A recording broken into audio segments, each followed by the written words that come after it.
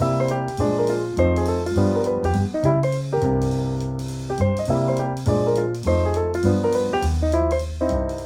I'm James Poulter, most people call me JP. I'm the CEO and co-founder of Vixen Labs, which is a voice technology consultancy and design studio based here in London. And I'm talking about the idea of what the future of computing might actually look like, which is what I like to call ambient computing. This idea that technology doesn't always have to be something that we go searching for, but can often come and find us. And in a world where sensors are enabled and connected, where the future might be more autonomous than it is today, and where we are more involved with our own technology usage, when you add all those things together, that's what the future might look like. What we're trying to get back to is a way that we can get computing, which is basically making the world work, done without basically becoming robots ourselves. A couple of weeks ago, we went down to the south coast where my parents have a caravan, and in that caravan, they have an Apple TV below the TV there. And my 4-year-old daughter, Hazel, walked up to it and said, "Alexa, turn on the TV." And nothing happened. And she was like disappointed, and she turned around to me and said, "Daddy, like, where is Alexa?" And I had to explain to her, well, she's not actually here.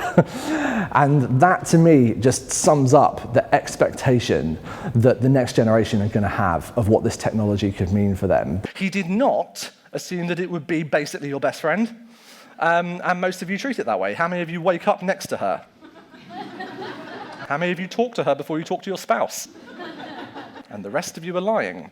One of the most pressing problems with this new form of technology that we're engaging with every day now is that we don't yet know the full extent of where it could go to. And by that I mean we don't yet know how much information is the right amount of information to give to Amazon, to Google, to Apple, to Samsung and all of the other companies that are gathering massive amounts of data about us. Right now they sit in these little pockets and silos, they're not connected up. They don't know everything that your doctor knows about you, or everything the government knows about you, or everything that Amazon knows about you.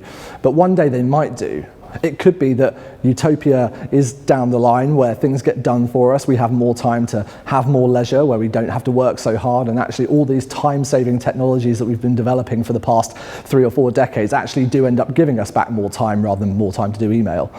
But we don't yet know. We just didn't anticipate all the things that these things would do, the amount of time that we would spend with them in our lives. The average human in the Western Hemisphere spends no more than 20 minutes away from this on the average 24-hour period.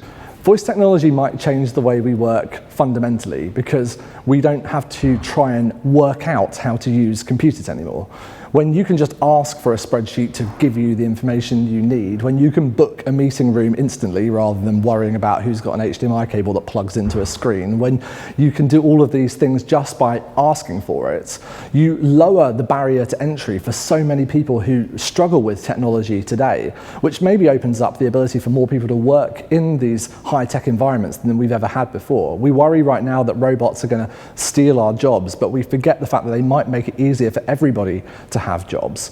And we're really excited about the prospect of what it means for new people to begin to enter the voice technology industry as people pivot their old careers from UX or marketing or strategy into this new discipline. It requires new skills, and we're excited to be training them up through our Voice Masters program, as well as also helping some of the biggest businesses in the world like Reckitt Benckiser or Sony Music adopt this kind of technology for themselves.